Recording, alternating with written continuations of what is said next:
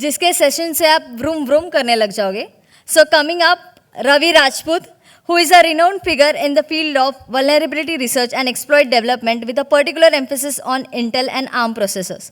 Over the past 8 years and more, he has dedicated his skills to enhancing the safety of automotive systems by identifying and rectifying system vulnerabilities and vulnerability research. As one of our esteemed speakers at BSides Mumbai 2024, among his many notable accomplishments, his presentation at Black Hat Asia 2023 stands out prominently. This prestigious event saw the launch of AutoHack OS, a uniquely conceived system specifically aimed at probing car security.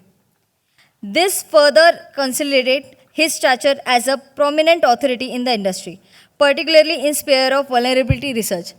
Give a round of applause for Ravi Rajput, sir. Hello. Am I audible? Yeah. Thank you. So, ये mic चालू है? हाँ, okay. So, welcome to BSides Mumbai. Welcome to Rahej Auditorium. So, this is a theater जहाँ पे theater होता है, right? So, आज मैं थोड़ा actor बन गया हूँ, and my mom would be proud. So, let's start the V2X Exploitation. Hi, I'm Ravi Rajput, and since like few years, people call me as a frustrated researcher. Okay, so I'm a security manager at Reaktr.ai.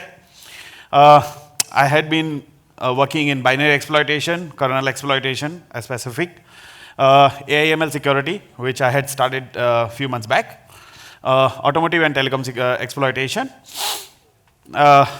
I am a ex-Null Ahmedabad chapter lead.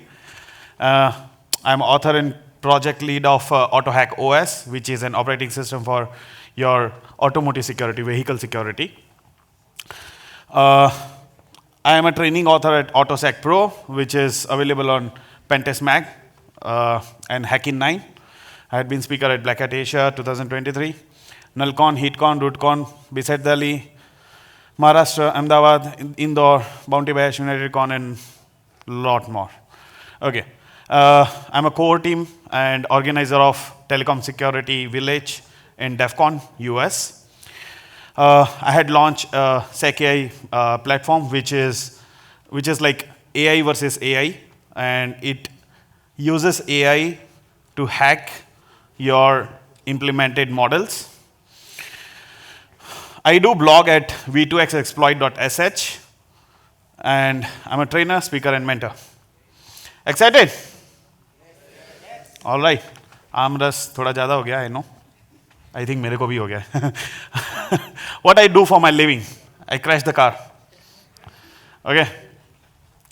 Okay. So this is my मैं हर बार हमेशा लोगों को ये बोलता हूँ कि we are moving towards a world of autonomous vehicles, where you don't need a driver to drive the car, right? If you don't have a human to drive the car, what will drive the car? Software. Where there is a software, there is vulnerabilities. There are vulnerabilities, right?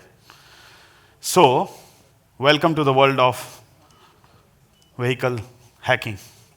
So, before we understand how this Tesla and all those automotive, autonomous vehicles are made, let's understand how the electronic components in this machinery called car or vehicle came into the picture. So it came, it started as, a distributed architecture. We'll discuss about the vehicle architectures. Okay, so this is called distributed vehicle architecture. If you have a car which you bought before 2016, it is likely that you might have this distributed vehicle architecture, where every function, like your window, your horn, everything is going to be handled with one particular microprocessor or microcontroller. So there were hundreds of them, right? So what they came up with? Domain-based vehicle architecture.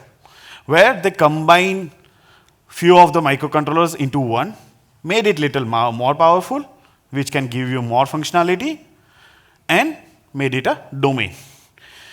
So if you if you have XUV 700 or MG Hector Plus, you might know that there is an ADAS 2, right?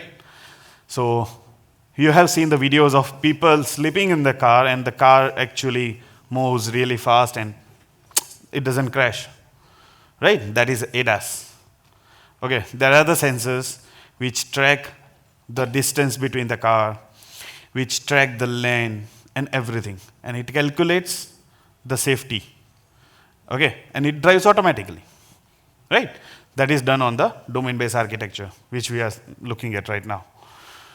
For the future, this is zonal architecture. So Tesla is zonal architecture. Okay, there is only one computer which handles everything. Okay, so it is divided into zone and telematics and everything. So what is this telematics control unit? So it is your computer in the car, your ECU in the car, which handle the remote firmware, which handle your calls, right? Now, the vehicles have come up with eSIM, right? Let me tell you one example. I was working in, I had gone to, on-site project in 2022, and it was an EV manufacturer company. So, coming with a telecom background as well, we tried to hack that, telematics unit.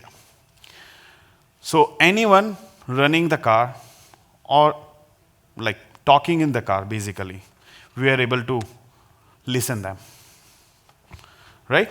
That is done on the telematics. So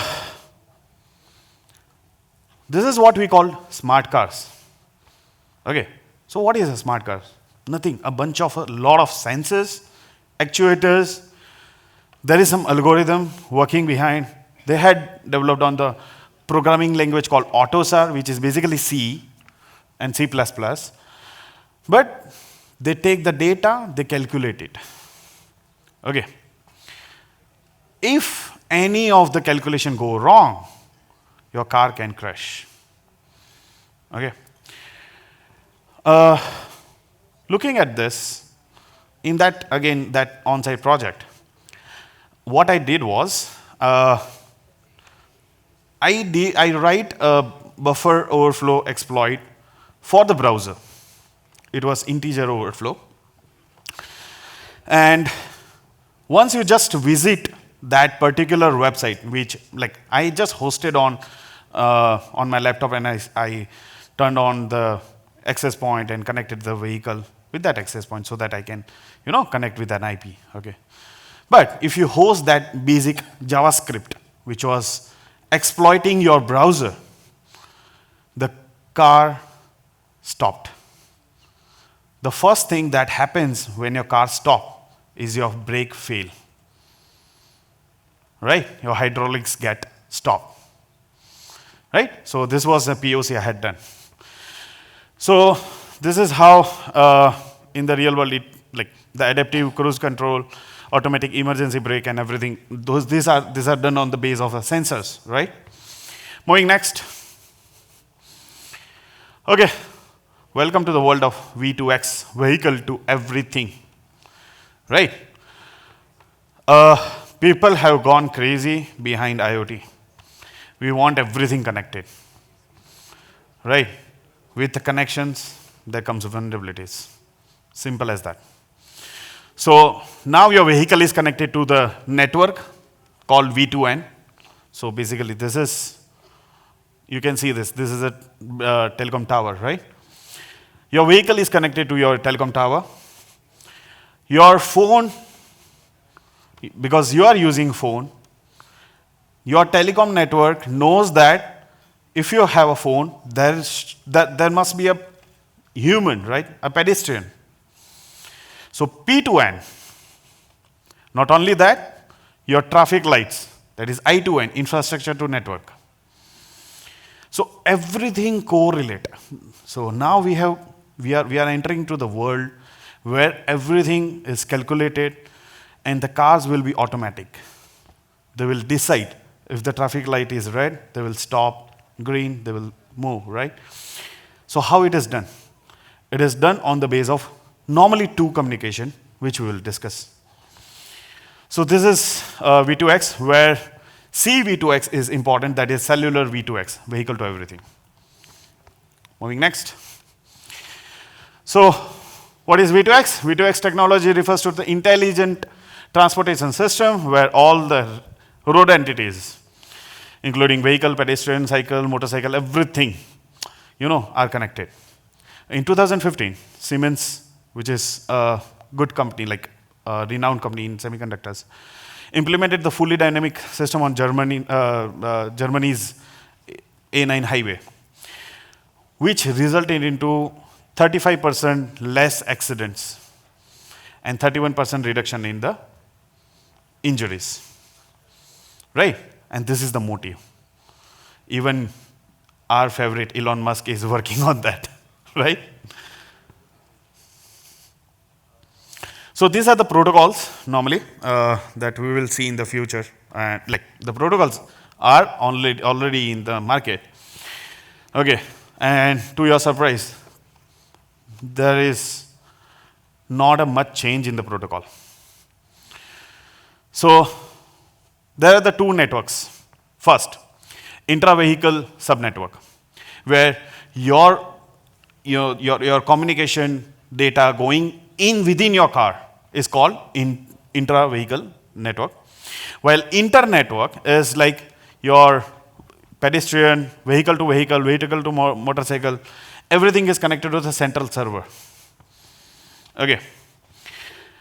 So this is called inter-vehicle subnetwork.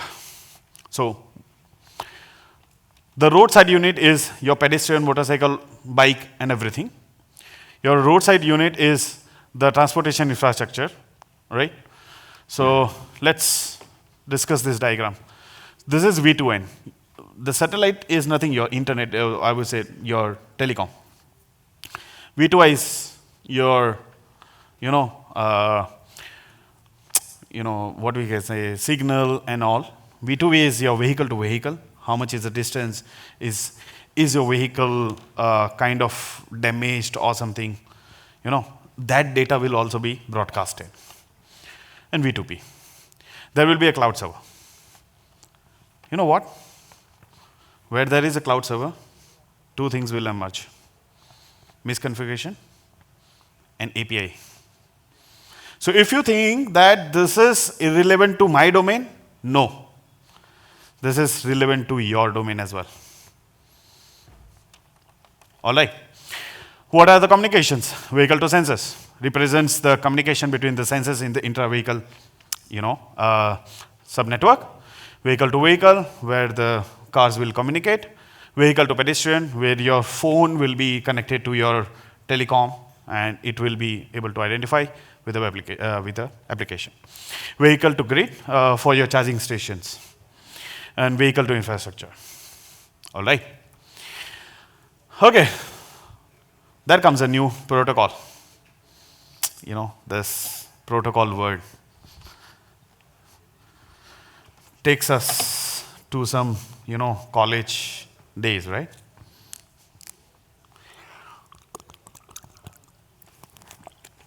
So, people were thinking what to do. Like how can we implement an ad hoc network where you don't have to authenticate, like you have to authenticate for sure, but the authentication latency is less. You can authenticate faster, you can transfer the data faster, which is the daily use protocol for that. Any idea? Your Wi-Fi. They come up with new idea. Let's create the stack of Wi-Fi. Every protocol is implemented with your code. Simple. It is, okay, so in a nutshell, protocol is nothing Protocol is collection of lot of data structures.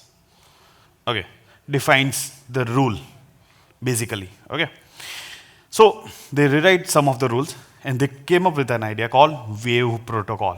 That is IEEE 802.11p. Okay, acts similar to Wi-Fi, but more powerful, more less latency. That is like more faster. Normally used in vehicle to vehicle. Okay, so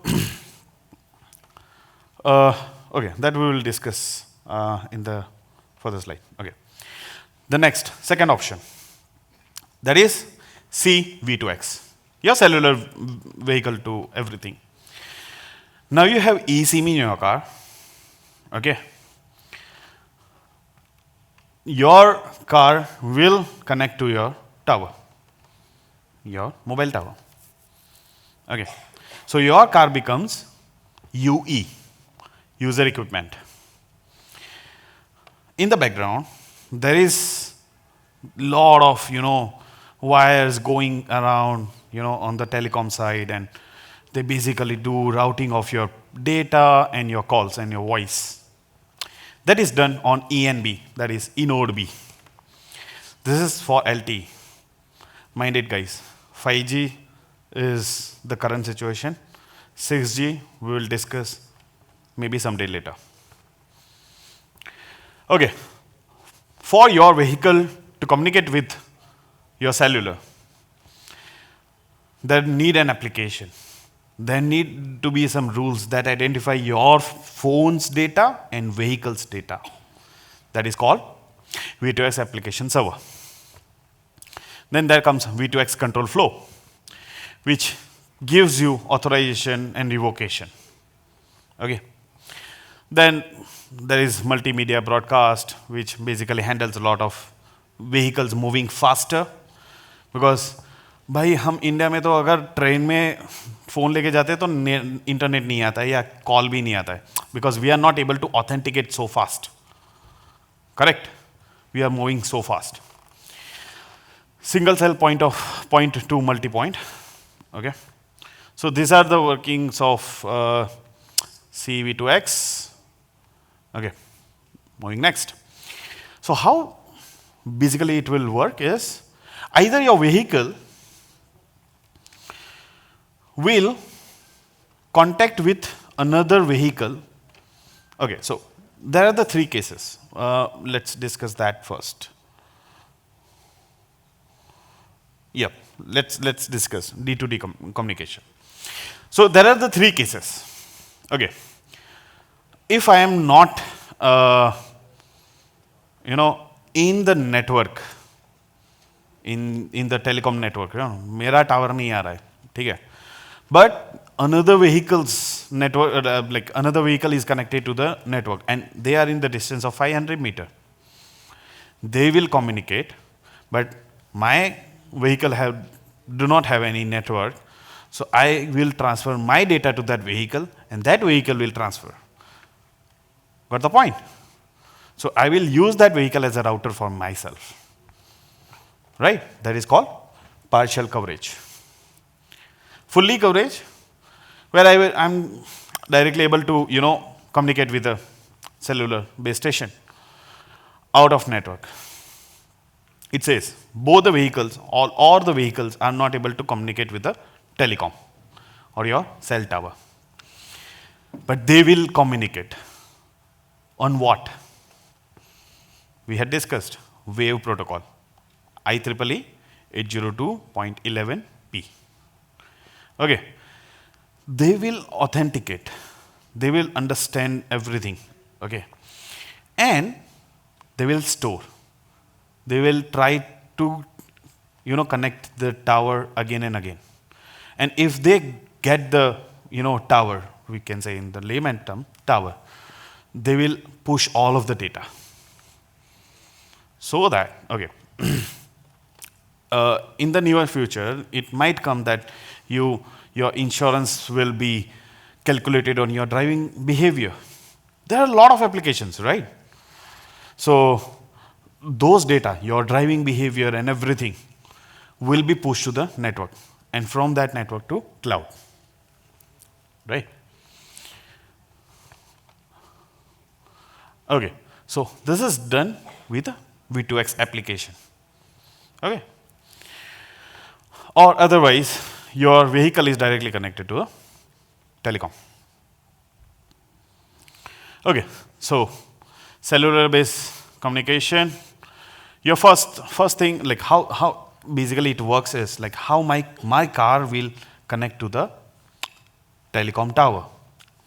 First, your car, that is UE, sends authentication request to the mobile management entity, that is MME, which is on the telecom side. Okay, this is not new thing. Mobile management entity is not new thing.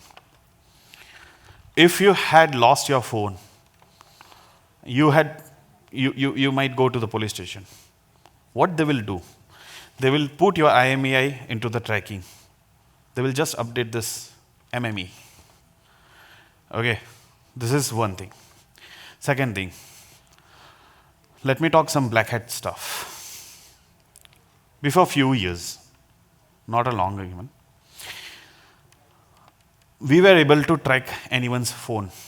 You know how? Okay, so your phone, wherever you travel, they have to update your location on home location, HLA. Okay, so the location that you are standing, okay, so I come from Gujarat. I come from Gujarat. I bought the SIM card from Gujarat only. That is my home location. I had visited here in Mumbai. Okay, that is my virtual location. My virtual location will get update every time. Okay, within minutes. There were some sites, just pay $1 or $2, they will give you VLR. Okay, now it doesn't work anymore. Okay, so this is what mobile management entity was. Second, the mobile management entity will identify and that, okay, you don't have any unpaid bills and everything, then it will allow you to connect. That is, it will send you the authentication code, or we can say generate a authentication vector. In the third, it will send you the authentication vector, and this is how you connect your car to the telecom. All right. So let's talk about attacks. Okay. So first thing, black hole and gray hole attacks, where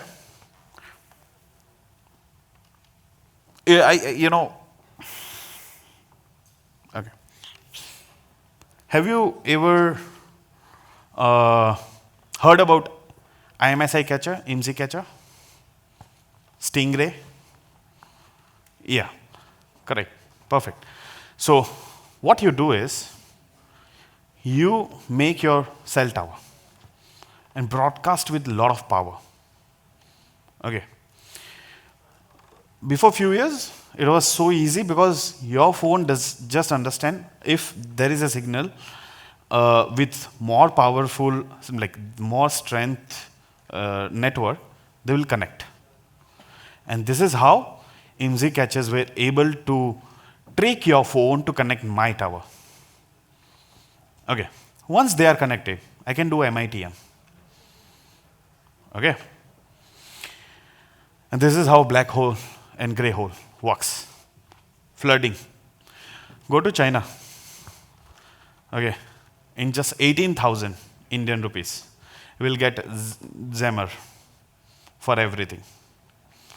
Okay, so I saw a jammer in 80,000 that blocks your 2G, 3G, 4G, 5G, Wi-Fi, GPS. What is that? Flooding. Jamming. Flooding is like, I roll up my SDR and bombard a lot of those authentication packets. I don't need to acknowledge that.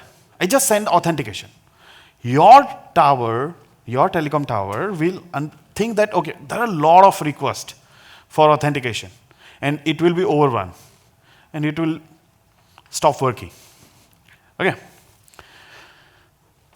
The last point, it says that how we will do that in the vehicle. Let's take an example. We have a 4 vehicle. We want to target someone.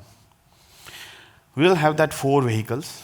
We'll position like one front, one back, one left, one right. Okay.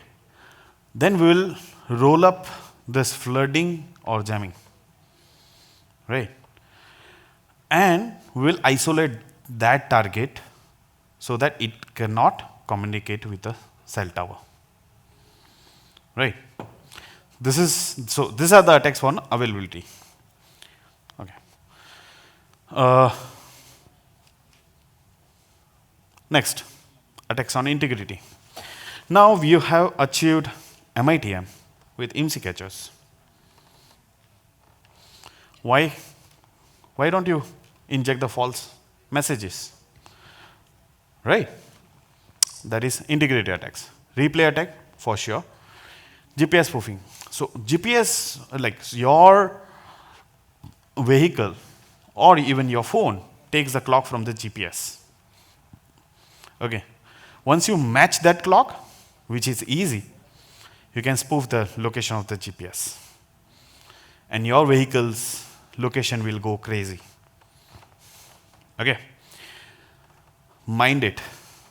GPS, or we can say location tracking in autonomous vehicle is more crucial, because you are on some path, and if you make that vehicle go crazy, like where it shows it is lost, like, okay, I'm heading towards this direction. I spoof the GPS and such a way that my car will decide I'm heading in the wrong direction. It will take a U-turn. Okay, let's make that attack जहाँ पे खाई हो, right? Okay, so this is integrity. Obviously, MITM comes up with confidentiality attacks as well. So, these vehicles have the pre-shared keys. Okay, I can sniff them. Okay, and location tracking that we had discussed. The last attack, that is attack on authenticity. That is certificate replication attack. So, vehicle manufacturers decided कि भैया बहुत hacking हो गया, let's work on cryptography. You know, people think that we can stop hacking by cryptography. Right? So they come up with certificates. We came up with ideas.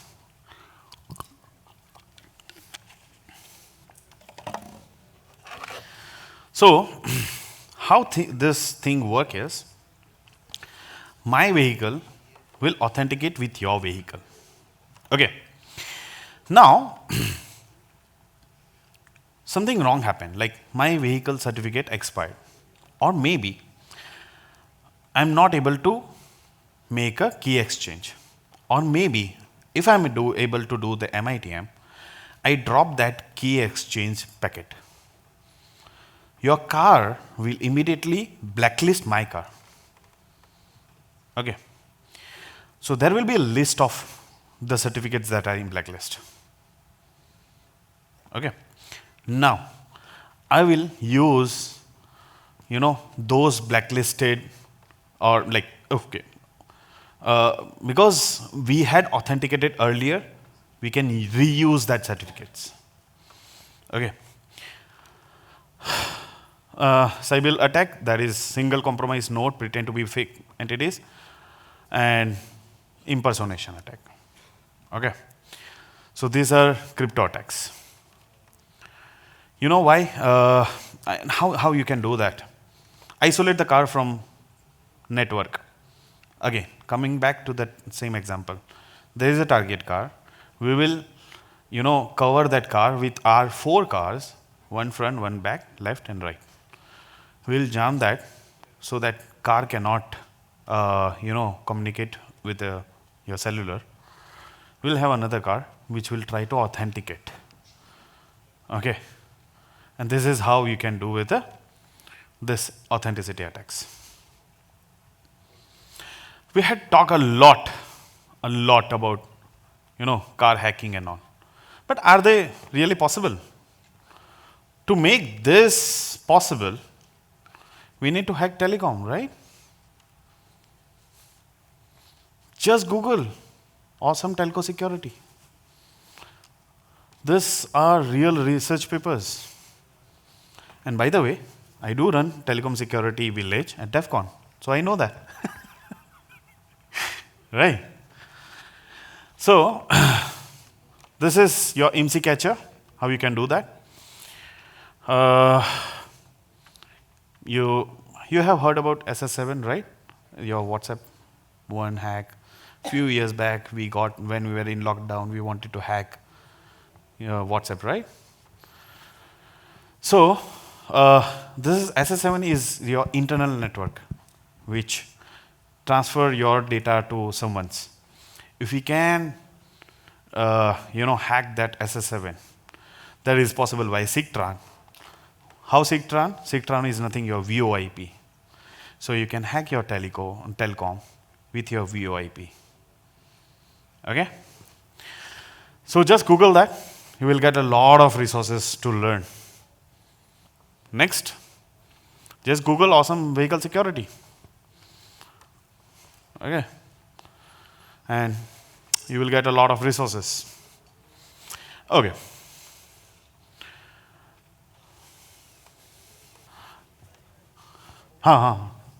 Next. Perfect. Okay, so any questions? Happy to help you. Happy to answer. Yeah. Let's make business out of it. So that I'm good guy. Okay, so there are a lot of mitigations at a protocol level, like you can do that. But that will require another, hours of discussion. But yeah, these are possible. Mitigations are possible. Like again, keep in mind, my mentor used to tell me that you cannot stop a hacker. You can just create a hurdle for him, and he will come up with an idea. And this is how we will evolve. Any more question? Or yeah.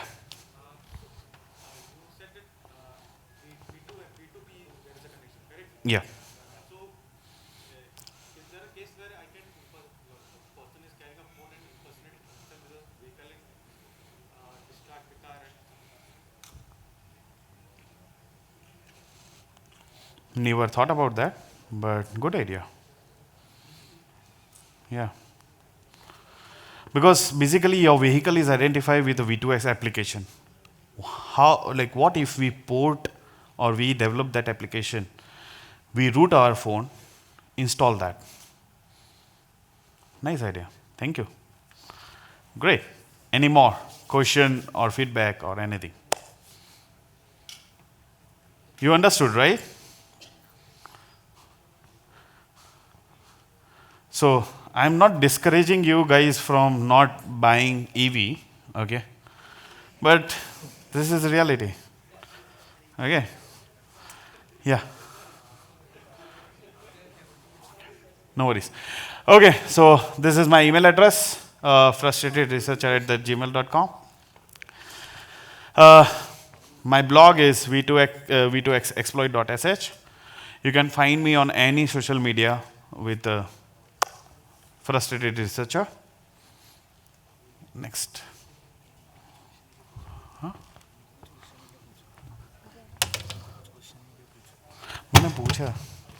No more questions, right? All right. Thank you. I think I'm a good teacher, I guess so. Thank you. Bye-bye.